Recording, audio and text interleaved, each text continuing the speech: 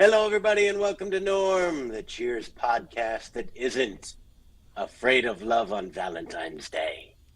It is great to be here with Dookie and Dave, breaking down the greatest live-action sitcom in all of creation, Cheers. And what timing for this big blowout two-part episode of Love on Valentine's Day, February 14th, 2023. Here we are. When you dig this out of the ground in 150 years, know that this was the date we were commemorating the love of a man who didn't know how to keep a job in J. Thomas. Oh man, so much going on this week. We got this big two-parter. I really enjoyed it very, very much. I'm glad we're doing both. And we had to do both parts at once because it was clearly one giant episode. Yeah. And there is so much going on with this. It reminded me how funny J. Thomas was in this part, how perfectly he served his role, and how badly he screwed up. Do we all know the history behind this? He fumbled that bad. He fumbled the bag. Oh. So just in case you don't know, J. Thomas played Eddie LeBeck, played him in this episode. Went so well, he became a recurring character for the next couple of years. He was known as he was a DJ. He was a morning radio host. He did lots of stuff, but he had appeared in a variety of shows, including Mork and Mindy. Just a guy who had popped up here and there, and it seemed like this was a really great little niche he had found for himself, playing Eddie LeBeck, the French-Canadian goaltender who was playing for the Bruins and dating Carla. And at one point, someone asked him the worst part about being on Cheers, and he said kissing Rhea Perlman, and was killed in one of the most brutal literally revenge. Yes. Oof. Oh, one of the most brutal acts of revenge ever.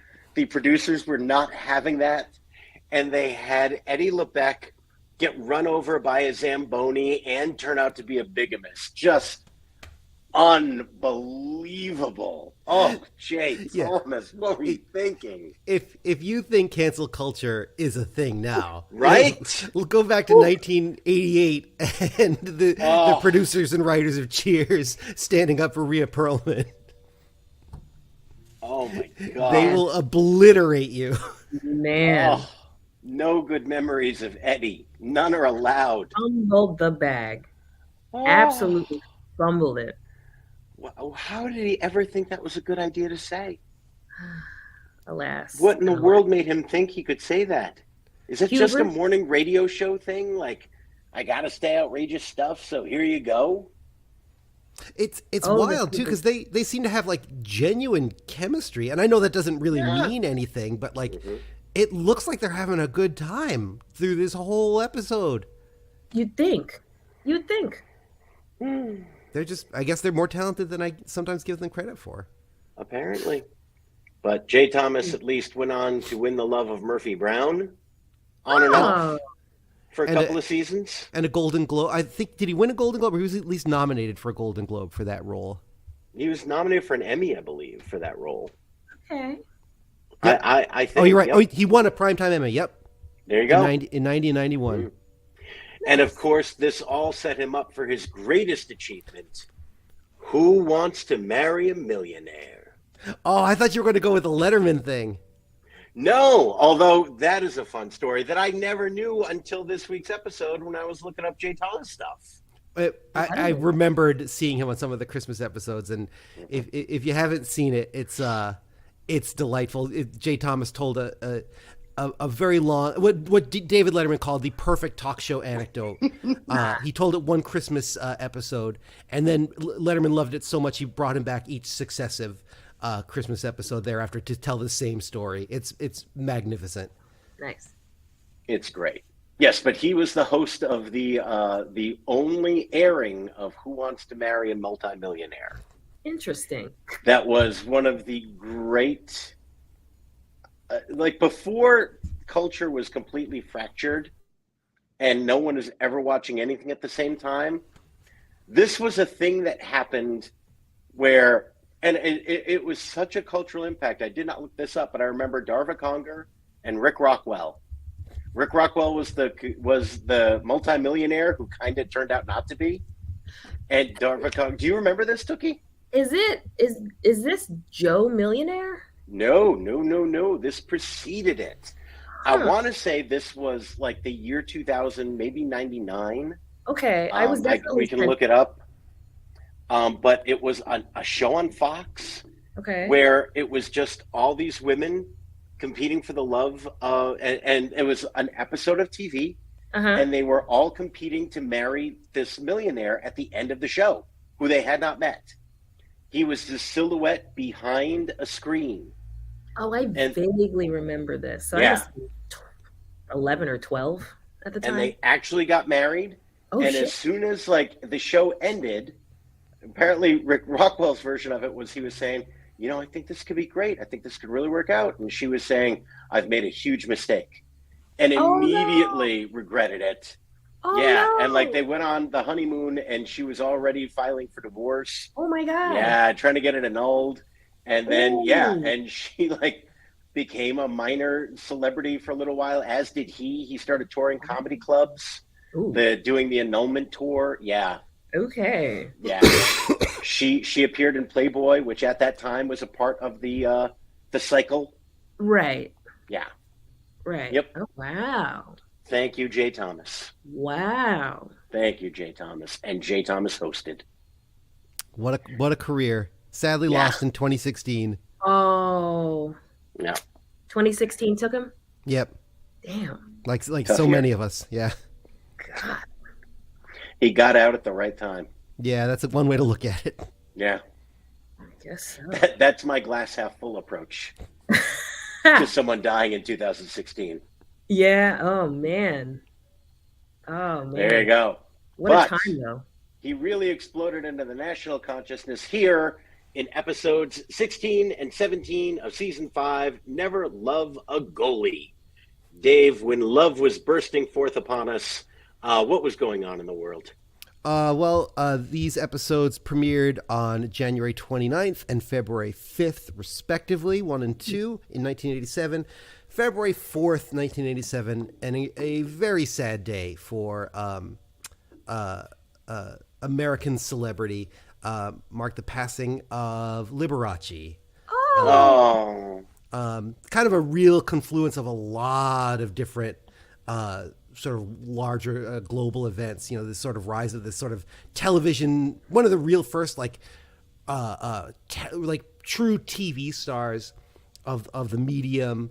Obviously passed away from complications from AIDS. Was by all accounts like pretty closeted, but also definitely homosexual, and a victim of that scourge, which was ripping through the country. Just this kind of but obviously was in a great deal of the country as a whole. I think was still in this amazing kind of place of being able to deny Liberace's true identity based on the decades of how he presented himself. Just this real kind of like wild confluence of generational movements that are sort of happening, all kind of culminating with the death of this really talented, really uniquely American personality. And certainly like my first exposure to him, like so many other people of my generation, was definitely through the Batman serial TV show, where he played where he played a concert pianist and his twin brother, who was a evil criminal. Oh no. Phenomenal episode, incredible performance. Tremendous. Where is it streaming? I need this. Where is Batman streaming? It might be streaming on HBO Max with all the DC stuff. Batman 66 is on HBO Max, which is absolutely, if you have not seen it, a must-watch. Brilliant comedy film. I'm not totally sure if the episodes are there. The episodes were on Amazon Prime for a little while. There's a chance they're on Freevee, but I could not swear to that. Freevee used to be IMDb TV. It's like the Amazon. You get it through Amazon Prime, but they're like commercial based. Gotcha. Yeah. But yeah, it's amazing. And for folks of our age, we were kind of the last to experience Liberace, I think, Absolutely. in real time. What an interesting dude. because he was a gigantic star. Like, I mean, he really was. Everybody knew him. And somehow he was very famous for, you think concert piano playing, like, oh, brilliant pianist. Yet musicians are always like, I was like, he was okay. Like my wife is a piano player, and she said something, and other people would say, like, he kind of cheated in the music. Like he did a lot of flourishes, and like sort of played fancy stuff, but would cut out the hard stuff. He would say he cut out the boring stuff. Okay. But people are like, because he couldn't play it. And musicians are not huge fans of Liberace as a musician. And yet I think they all appreciated that he made, playing the piano seem like a huge deal. Yeah. So it was really weird. And you watch his old specials, because sometimes clips of his will pop up on social media because they're so weird. Like, it'll just be him with a bunch of young people in shorts playing the piano. It's just bizarre stuff. I know of Liberace. So, like, he was solidly before my time. Yeah. I know of him, and I know, strangely enough, like, this is such a weird tidbit, and, like, I might get canceled for, like, for exuding a skosh of homophobia here, even though it's not, I promise. But, like, what I know of Liberace, like, it was very much established that he was gay, like, long after he passed away. And yet you always hear about how somehow, just in spite of who, he truly was, he, for lack of better terms, got the bitches. Like, he tended to pull women, apparently. Like, women loved Liberace. Women loved Lee. He understood, like, one of the things in reading about him, like, he understood his, and leveraged TV to this understanding. He understood that his fan base was going to be primarily women who were at home and were able to watch TV during the day. He ignored radio, put most of his energy behind TV appearances, knew he was good looking, and kind of just captured this, like, generation of people, who were exposed to him for the first time. He was one of the first, his program was one of the first aired in the BBC. So it kind of like, he was kind of working two fronts at once, and he just captured this generation of women who, he was sort of companionable to them during the day in a way that I imagine is probably not that dissimilar from, how we grew up with Donahue, or how people are growing up with, name the talk show The View or whatever today. I mean, the dude, like, everybody, well, at least of my generation, everybody knew what it was, and yet he was absolutely drowning in women, and it is bizarre to me to think that. Well, but on some level, gosh, this is one of those things where, I've heard this, and I wish I could credit it, because I think it was an interesting point. Because they talked about Liberace in relation to Rock Hudson and why they were sex symbols in a way. Yeah. And something that they said that was really appealing about them was that in a society where women feel a lot of threats around them, they sort of knew they were safe with them. Yeah. It's like, Liberace, you just got, I feel very safe with Lee right now. Yeah. He's saying he loves women, and he talked about, like, loving older women especially.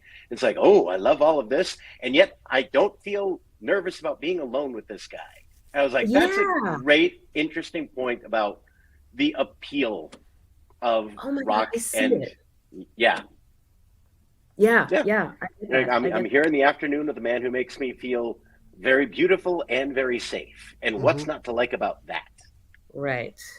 And I mean, we're in a time now where, of course, it's not rainbows and puppies and sunshine, and there's all sorts of terrible legislation going on against like anti-LGBT legislation that is just disgusting.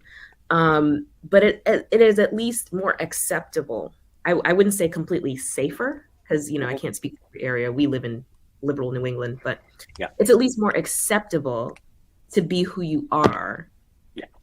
And in this day and age, I think Liberace would still appeal to women, but in the way that like one of my faves, Bob the Drag Queen, or like Trixie Mattel, the way like a lot of the most prominent RuPaul's Drag Race All Stars appeal to women. Yeah, it wouldn't be. It wouldn't be something that they would feel like they had to lie to you about. Women would know that they didn't have a shot. Yeah. Yeah. And it would be okay. Or go to court about, which he famously did in Britain. Liberace felt he was defamed by a review which used the word, I believe, fruit scented, I think was one of the adjectives of this long stream that this review used. And he took him to court saying that's an inference about my sexuality. I'm not gay. He won, I think the equivalent of like 25 or 50 grand. Wow, okay. And had, was sort of pointed to that for the rest of his life, saying like, you can't impugn my sexuality. I'm very much a heterosexual person. Mm-hmm. Went to his grave saying that, even as he had a number of longtime boyfriends. Mm-hmm. And there's the famous TV movie based on the book by Scott Thorson. Behind the Candelabra. I watched that. Yeah. Which, it was weird because on the one hand it was interesting, and on the other hand I'm like, do we really want to give Scott Thorson this? I don't know their whole history, but it feels like something's up. Yeah, a little bit. Anyway, speaking of things that are up, you're up with 2 cold opens, Tookie Kavanaugh. Do I do them back to back, or do I? I think we do them back to back. Why don't we do them back to back? Okay, I think great. we do them back to back. That's what I'm thinking. Because I think they're both funny and standalone, and they're good. I mean, they're sort of tiny related, but yeah. Yeah. All right. So, boom, boom, boom. Intro number 1, or cold open number 1. We have Cliff, Sam, and Norm in the bar by themselves near closing time, and Sam's like, "Oh, that's it, guys. It's closing time." And Norm's like, "Oh, hard to believe 17 hours could slip by that quickly. Like, what the f- are you doing in a bar for 17 hours?" But that's neither here nor there. So everybody starts to pick up and leave, and night Sam, night Cindy, and Woody interjects with, "Oh, don't forget, guys. Tonight is the night that we go off daylight savings time." And Norm's like, "Oh, which way does that go again?" And Woody's like, "It's spring forward, fall back, Mr. Peterson." And so Norm kind of futzes with his watch, and he's like, "All right, so then it means it's 1 a.m. And Cliff is like, "Oh, set him up, Sammy." And Norm's like, "I was this close to going home. I love this universe." So because they realize they have 1 hour left, they continue to drink. Roll credits. And intro number 2, cold open number 2, Sam enters the office alone to check his voicemail. And first one is, "Hi, Sam, it's Carla. I'll be in a little late. Eddie's really down from his losing streak, so I'm going to cheer him up. It may take 6 or 7 hours. You know how hockey players are." Bye. We hear the beep, and it's Diane. "Hi, Sam, it's me. I'm on break from the trial," because Diane's on trial. We'll get to that soon. And we had the most fascinating, or Diane's not on trial. She's on jury duty, rather. We had the most fascinating testimony. I'm not at liberty to discuss, but suffice to say. And so Sam fast forwards through the suffice and resumes that, and the defendant had the unmitigated gall to say, "Oh, well, they're calling me back they're calling us back from recess. Got to go. Love you. Bye." We hear the beep. And then next message is from Woody. "Hey, Sam, this is Woody. I got home tonight and remembered Diane wanted me to leave you a message. Love you. Bye." Beep.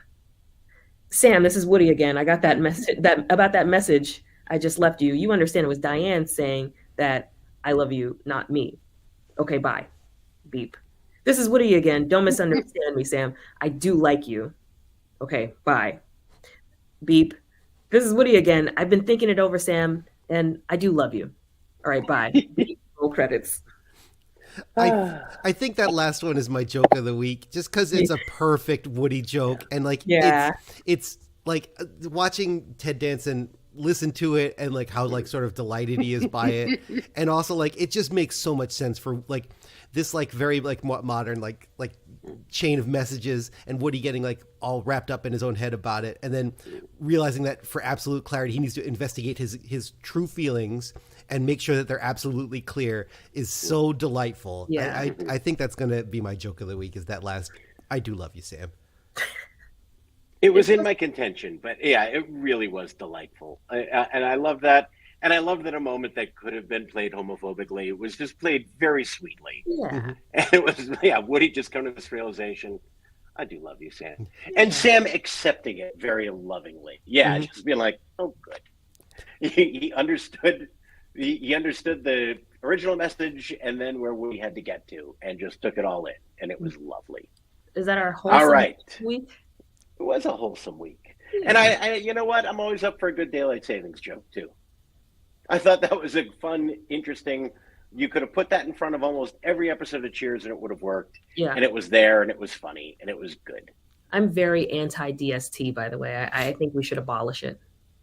Yeah, I think we're closer than we've ever been.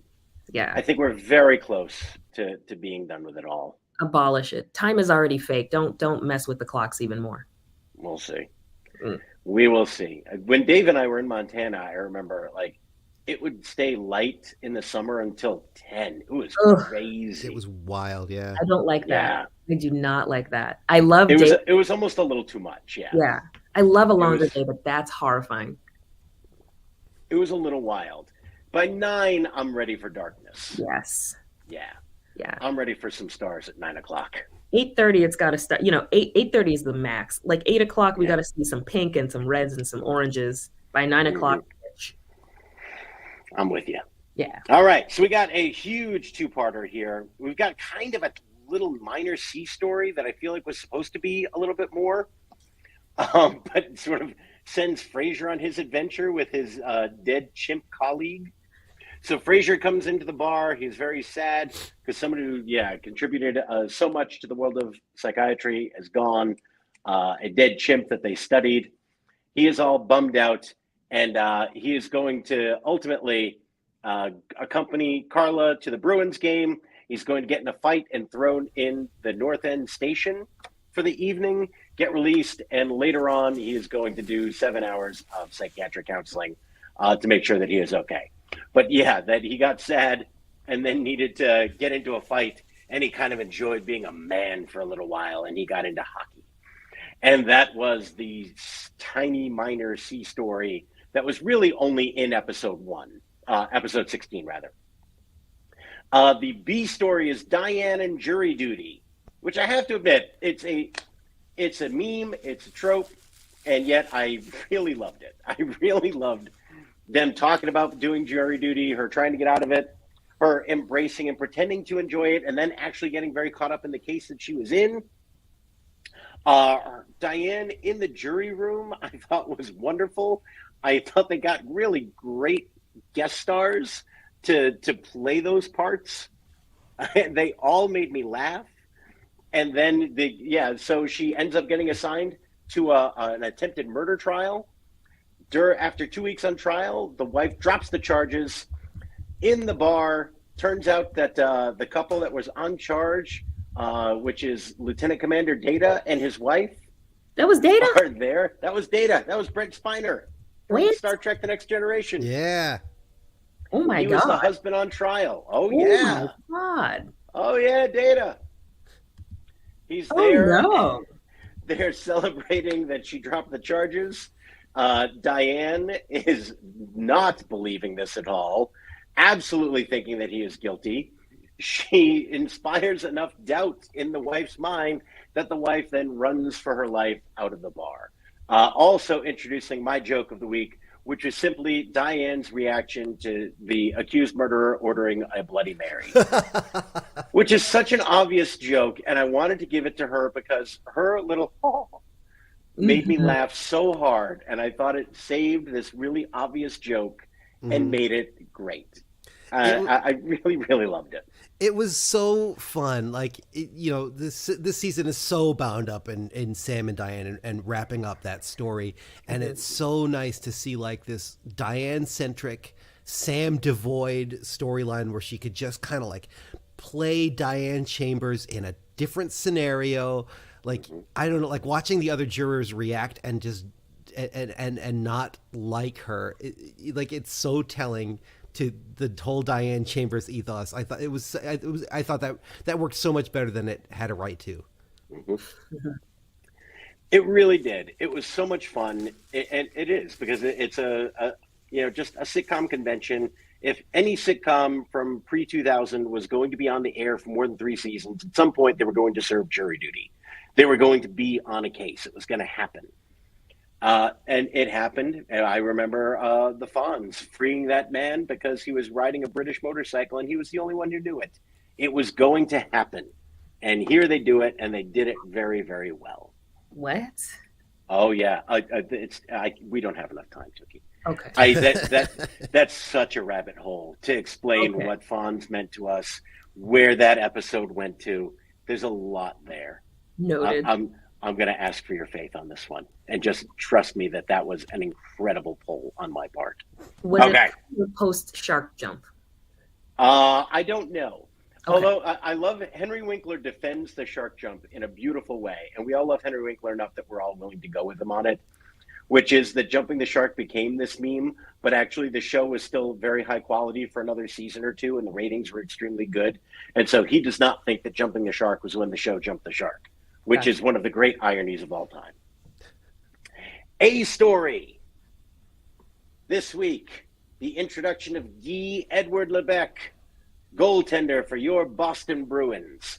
Eddie Lebec comes into the bar. Everyone recognizes him as the new goaltender who's on an incredible hot streak for the Bruins. He is extremely superstitious, orders a club soda with lime and a red straw before every game during this hot streak. And much like Carla, who is also very suspicious, she finds him incredibly attractive. They start to flirt. He invites her to the game that night. He has an incredible game, comes back. They start to become romantically involved. As soon as they are getting hot and heavy, he goes on a cold streak at the end of the first episode 16. He is playing a great game, and then in overtime lets an easy one through. And everyone starts to panic. And by episode 17, he is in a full-blown slump. They're talking about trading him. And everyone is deciding that Carla is a jinx, which is, I believe, a meme that is no longer with us. But at the time, looking at you, Cousin Oliver, being a jinx was very much a meme in sitcom land. And everyone's afraid that she's a jinx. Carla's afraid that she is a jinx. Thus, Carla breaks up with Eddie to prove that she is not a jinx. And it backfires because Eddie has an amazing game, plays unbelievable against Wayne Gretzky's Edmonton Oilers pre-Kings trade. Comes in, realizes what Carla did. They are heartbroken. Commercial, come back. They are doing great again. They are loving on each other. They're so happy and romantic. She breaks up with him again. They go through the whole thing. A visitor who just happened to be in the bar 2 weeks ago to witness the other breakup said, "Hey, didn't they break up a couple weeks ago?" Sam says, "Yeah, they do that now. It's kind of a ritual." So before every game they break up, and he comes back in, "Hey, Red Wings Thursday night, eh?" He's a superstitious little devil, but he's mine. I want to give some love to Jay Thomas for convincingly pulling off the Quebec A. He puts it in at the right time, delivers it correctly, never feels like a stilted artificial accent. He does the A really, really well. Yeah, agreed. Like I was like this. Like, I didn't even notice. It's really good. Like he's not playing it for laughs. Like he's just like this is who this guy is. Huh. Yeah, I didn't even notice that. That's good acting. Yeah, I'm from Quebec, and this is what we say. Yeah. So as I said before, I love this two-parter for multiple reasons. One, I love that it's a great Carla showcase, which we haven't had in a little bit. We were due, and she knocks it out of the park. Rhea Perlman's so great in this one. They found a perfect foil, which is, a sports star who she's going to love, but he's an older one. He's been up and down between the minors. He's getting hot. They kind of a little Tim Thomas vibe to him, where he didn't really become a great goalie until he was older. And I'm thinking about nothing else involving Tim Thomas. Just lots of good stuff there. You got the attraction between the two of them. They had amazing chemistry, like you were saying earlier. They're funny together. And Jay Thomas played a straight man for Carla really well. He set her up for her jokes perfectly. He wasn't trying to do too much. He was really just doing it great. And I believed him the whole time. I was completely on board with that. It was a part of, you understood what it meant to everybody else because he was with the Bruins. You sort of also got that hockey was the blue collar sport as popular as it was. And it wasn't crazy that he could just come and go in and out of this bar in Boston. It was just really, really fun. I liked it top to bottom. Crazy to me now, though. That the goalie was able to come in and out. Yeah, just saunter in like that. That's nuts to me now. Yeah. Well, this is 35 years ago. It was hockey. He was new in town. He wears a mask. It was honestly there were a lot of times where the goaltender for the Bruins, if it wasn't one of the major stars, could have walked in and not everybody would have known who that guy was. You could have just gone through town, Yeah, I think this was definitely a time too. In my limited memory, I tried to watch hockey for a couple of years, so I had a passing familiarity with like mid to late '80s Bruins, and prior to I think '87 or '88, they went to the Stanley Cup. But prior to that, they were pretty mediocre generally, and I think that really the only star was Bork. He was the face that you would have recognized. I mean, definitely some other, and Rick Middleton was still around. He had been around in the '70s, so he was kind of connected to the city. But, like a lot of anonymous players kind of passing through, and it made sense to me that this guy could have would have had, and also there was this maybe the last gasp of '80s Boston athlete nightlife. Athletes are still kind of going out in the city to bars. It's not a club scene yet, so it's still a time when there's a little bit of mixing going on. All the Red Sox players going to Daisy Buchanan's on Newbury Street. Yeah, that still happened in its way. There were no cell phone cameras. Yeah, the beat writers really, unless you did something wrong, they protected your private life pretty well. Okay. The Larry Bird thing didn't come out for where he hurt his hand punching a guy in a bar, didn't come during the playoffs, didn't come out for I think until the following season. Yeah. Oh wow. Yeah. So after living through that time, I bought that. That didn't feel weird to me. Okay. It would be very weird now, but at that time, Yeah, I'm looking at it through the lens of today. Mm-hmm. And and if an athlete goes to a bar or a nightclub, it's to be seen. Yeah. And Eddie was definitely one of those guys who, he was probably one of those goaltenders who, and from her description of it, you got drafted in the 5th round, not a first round pick. He kept, going up and getting sent down and going up, and they were always looking for someone who could do it just a little bit better. And then he was getting older, and this is probably one of those times where the Bruins traded for him because they had a young goaltender in the minors. They were waiting to mature in season. And, all right, Eddie, you're going to hold down the fort until it's time. Mm. Yep. I got it. Yep. And I just really, really liked so much about it. It felt like everyone got something to do during both episodes, too.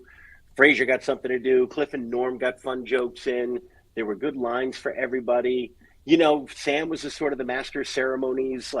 Everyone was interacting with him. I liked everything Sam was doing. Yeah. Mm-hmm. It's been this nice little stretch of non-creepy Sam too, as he's been engaged. Yeah. So that's been fun.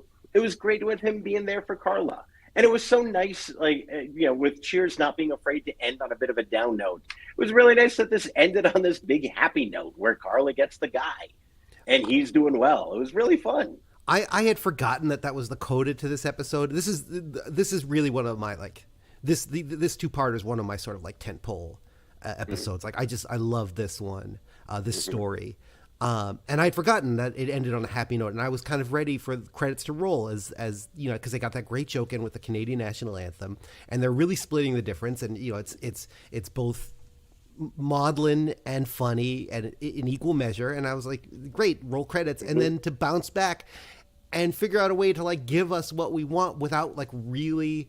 I didn't think it cheapened anything that came before. It was really well done. Cheers really. One thing I love about a 2-part episode with Cheers is they just know how to they know how to build over an hour. They use that time really well. It's always, the payoff is always there when if you give them extra time. Sometimes stuff can feel compressed in that 24 minutes or whatever. when they stretch out, it's like water filling a container. It's just like everything kind of like just kind of soaks up every nook and cranny, and it's just like a full experience. Yeah, I mean, if we had an hour, we would have figured out what the frick was going on with Cliff's shoes last episode. 100%. That is living rent free in my head. I have been thinking about it all week. I'm not going to say I haven't not Googled it again in an attempt to find some clarity on that. What was going on with Cliff's shoes? Why were James they off? Burrows, I know you watch. Please get in touch with us and let us know what was going on with Cliff's shoes. This is going to haunt poor Kavanaugh over here. You gotta help her out. Please, Jimmy, please. Yeah. Oh, that was also. I had a lot of contenders for joke of the week, and that was the other one was the playing of the Canadian national anthem for our song. Because, and I want to give Jay Thomas some credit. He just delivers that very much like this is our song, and I wanted to leave this to you. And there's no real anticipation that that's going to be a joke. You know, he doesn't elevate that to the point where you're like, "What's on that tape?" And it's really nice. And because Cheers is a show that's not afraid to end on a slightly sad note, you're not positive that's going to be a joke song, which makes the joke better. Yeah. It makes it hit harder. Yeah. I thought it was going to be, one of those like Unchained Melody or something sappy. Yeah. Yep. I was waiting for it. They got me. Yeah. I think the best version of that joke I ever heard was Dave Attell. Did you ever hear his joke about, the song that you first make love to your very first time, that always stays with you. It haunts you. It's a beautiful thing. I remember mine. It goes, and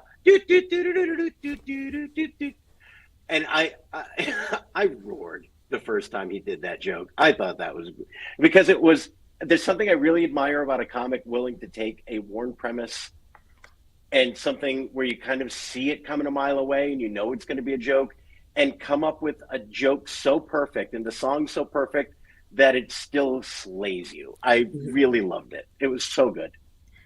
Yeah. Sorry, total tangent, but yeah, I loved his telling of that joke. Don't look it up. That has been ruined thanks to J-Bat from a Reddit story. What? Don't look that up. Oh, I will not. Don't look that up. Whenever someone says don't look up a Reddit story, I really don't. Good. But for the viewers who know, this is very much the revelation of J-Bat. Who is J-Bat? J-Bat is a song by a DJ. I'm blanking on his name. I think he's known for like Animals or something. But it's a song. And okay. Yeah. It was a whole viral thing. All right. Because I'm not seeking it out. Yeah, this is a wholesome show, so I don't encourage it. This is a family show. Amen. So, Tookie, we've been going over our jokes of the week. Have you got a joke of the week? I do. From episode 1, when Eddie returns to the bar for the first, when Carla describes the events of the game and how, he saved the puck and skated by her and spit, and he comes back into the bar and Carla's having her girl crush freak out, schoolgirl crush freak out, gushing to Diane like, oh my god, he's here. I am sure he's not here to see me. And Diane goes, Carla, the man spit. Oh my god, it's so funny. Yeah. Every time. That got me. Yes, great call. Yeah. So many moments this week where just Shelley Long's delivery made a joke that was great. Yeah. It was awesome to see Shelley Long also in the Rhea Perlman drive-by joke role at Rhea Perlman's expense. To see that role reversal. When Rhea Perlman says, Jay Thomas asks how she liked her seats, and Carla says, I like your seat, and Shelley Long just passes by, Carla, you coquette. Yeah. Great delivery on that. Amazing. Delightful. All right, 80s thing of the week. For me, it was just enjoying Mel Gibson. It was just the Road Warrior got referenced, and that being the go-to Mel Gibson movie at that time. And then just people being like, "Oh, Mel Gibson. There's nothing weird about that. Yay! Tell me about Mel." Ooh, boy. Oh yeah. What a time. Different time. What a different time. Dave, your 80s thing. Putting a song for someone you care about on a cassette. Mm-hmm. I can't imagine a more 80s/90s phenomenon than that. I'm sorry. I think there's something more romantic about handing someone a tape than emailing them a playlist. Ooh, yeah. Yeah. There's a shoebox in our basement which contains a number of mixtapes exchanged between someone who lives in this house and me. And I'm not saying I'm not saying that because it's Valentine's Day. I'm just saying it because it happens to be in our house. And you know what was great about the tape too is you saw how the other person wrote things out on it. And it's like you saw if there was a little heart somewhere in there. You know, they'd put a little artwork on there. It was very sweet. Oh. I assume. Okay. I'm kidding. I got one. All right. Tuki, your 80s things of the week, please. I'm going to try and go through them as quickly as possible because I clocked a couple in both episodes. Okay. Right. Episode 1. Bombo the chimp. So like the whole chimps and primates being used for psychiatric, psychological experiments. Like I feel like that's been phased out over some time, but it was definitely a peak, especially with Coco the gorilla being somewhat of a celebrity, I guess. R.I.P. Coco. $3.70. I didn't run it through the inflation calculator, but that was expensive for popcorn back in the day. $3.70. Fallen arches being a thing in terms of bad attributes. Carla noted how she's had fallen arches and stuff. Like no one cared. Do you think was that because that was something you could get excluded from getting drafted because of? Do you think? I think so. I think that's because I totally agree with you. I'm just kind of trying to figure out why that was. But that was something you heard. Now. Yeah, it was something that you heard more back then. Having fallen arches, and then towards the end of episode 1, Sam doing a quick nod to his third base coach Eddie Pantuso. Yeah, that was nice. The second episode, part 2, the mention of the new tax laws. So there were new tax laws that emerged when Clip is asking Norm to do his papers. That married couple for love equaling femicide. And Chris Rock has a bit on it about like you've never been in love until you've considered murder. Mention of the Vienna castrati, like them being a reference point. The Vienna Boys Choir. The ableist, because it's pretty ableist. The trope of someone who is blind and like a fan handing Eddie dark sunglasses and a white cane. That's like kind of a meme, but it's not nice. A lucky clove of garlic, among other types of talismans, rabbit's feet, clovers, blah, blah, blah. Buying magazines. Now, I know that has persisted to the day, but like the frequency with which someone would buy magazines was definitely more of an 80s, 90s thing because like Carla asked Eddie, like, oh, did you buy any different magazines? So like buying magazines with frequency, the thing of the past. Calling a jinx or a hex a whammy. The type of radio that Carla has when listening to their song. Ooh, deeply 80s. And of course, when Woody is scribing at the bar and starting the Cheers newsletter, which is a handwritten newsletter. So those are my moments. Very strong list. Very strong list of 80s things this week. How white were these 2 episodes?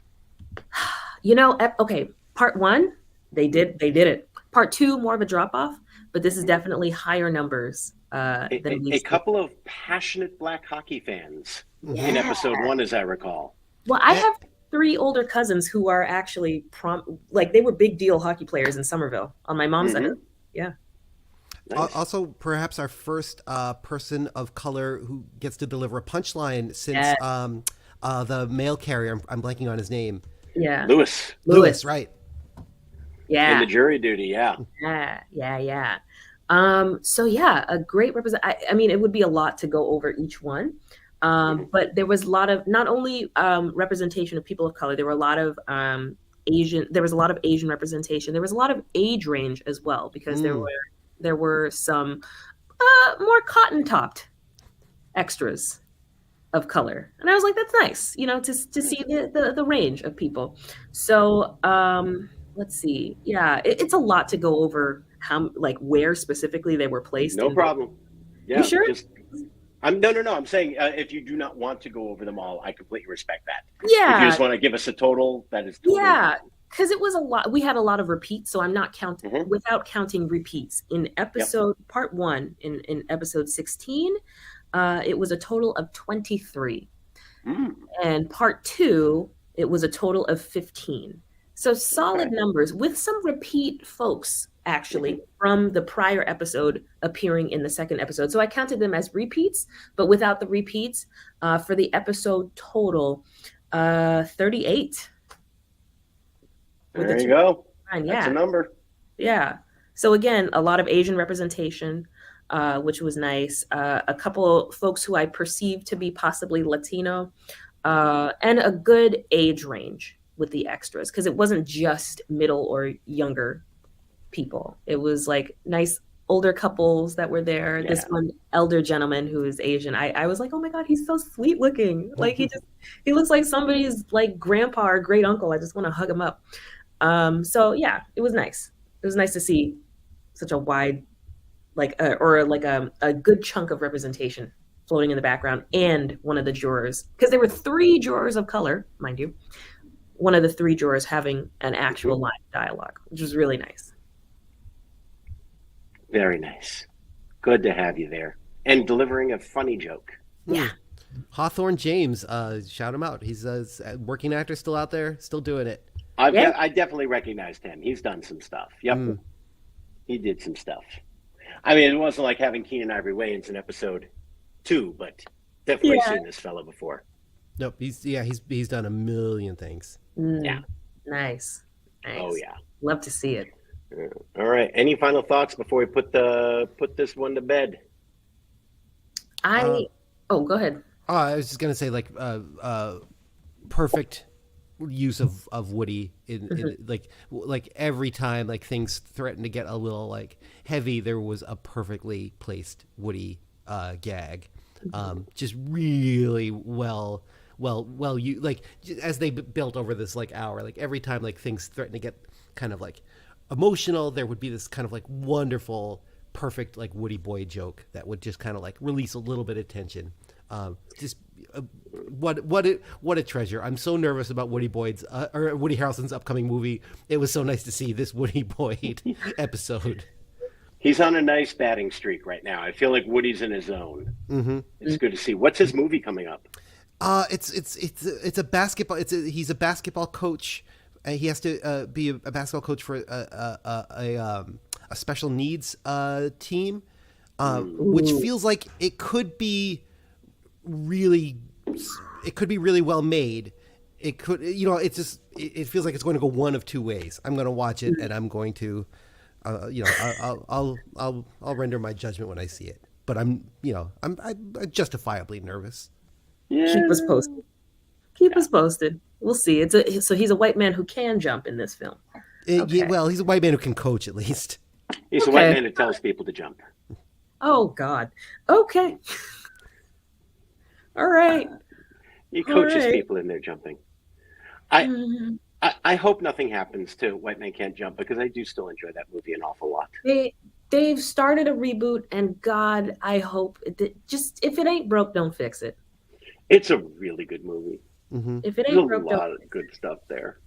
The man and I dressed up as Wesley Snipes and Woody Harrelson one Halloween. I did not know that. That is a fantastic Halloween costume. Wow. Yeah. Wow. You had did you do the tie-dye with the gray shorts and the backwards cap? He did the tie-dye cap with he was Woody, obviously he dressed as Woody, and I was like but I knew it wouldn't be obvious to people, so I actually have a t-shirt with the movie poster on it. So I wore that with the cap. Yeah. Yeah, I was gonna say, Woody's like Billy Hoyle's costume choice was a little more memorable, I think, than Wesley. Just because Wesley looked good. Yeah. You know what I mean? Like Woody was trying to look silly, and Wesley, Wesley Snipes' character looked good pretty much the whole time he was on screen. Yeah. Yeah. Yep. That was the deal. Yeah. Although I do remember thinking when I first saw Wesley Snipes in that, I was like, why are you even bothering to wear that tank top? Like, that's really just, I don't want to look like I'm going around without a shirt, but I want people to see everything. You So I gotta don't have leave a tank something top to the held together by imagination. strings. No, you gotta leave something to the imagination. There you go. Maybe it's perfect. It's, it's showing everything but the belly button. Yeah. Yeah. It worked. Little Snipes mystery. All right, episode 16 and 17. Have a lovely, lovely slumber. We appreciate you. You did a great job. All right. Do we have anything to plug this week, my friends? Nothing on this side. All right. I'll be at Brown University tomorrow, the 15th. What? Yeah. But it's like for the students. Yeah. It's for the kids. It's for, oh God, I gotta Nighttime show, right? No, midday. Oh, Yeah. okay. But we get to make up for it. I'll be at Back Bay Social on Thursday and Hideout Cool. on Saturday. So good times. Nice. Yeah. Hideout's in a new spot, right? Not yet. Okay. Not yet. They're finishing out next month in March. Got it. Well, best of luck to the Hideout crew at their new space. Salute to I, them. of course, am plugging nothing. You're plugging relaxation. Mm-hmm. If any local theater wants to do the show Lombardi, please let me know. What about oh no, I won't say it. I won't say it in public. Why, what? A show where maybe you get to sing and play a little piano? Liberace? No. Yeah, I was kind of thinking I was more of a Lombardi type, but yeah, I guess I could play lead. You could. Why not? Sure, I could. Watches for the people. But, if that doesn't happen, I'll totally try to put together my lounge act. All right, who are you talking about there, Tookie? We'll talk about it after the show. That's paywall content. Okay, that's Patreon. All right, that's another good argument for signing up for the Patreon, everybody. $1 a month. Can't guys. even imagine the content you're going to get. So Maybe. spicy. For All right. $1 a month? Absolutely. Until you join us for Norm After Dark, I'm Mike. That's Tookie. That's Dave. We'll be back with more salacious content 1 week from today. Happy Valentine's, everybody.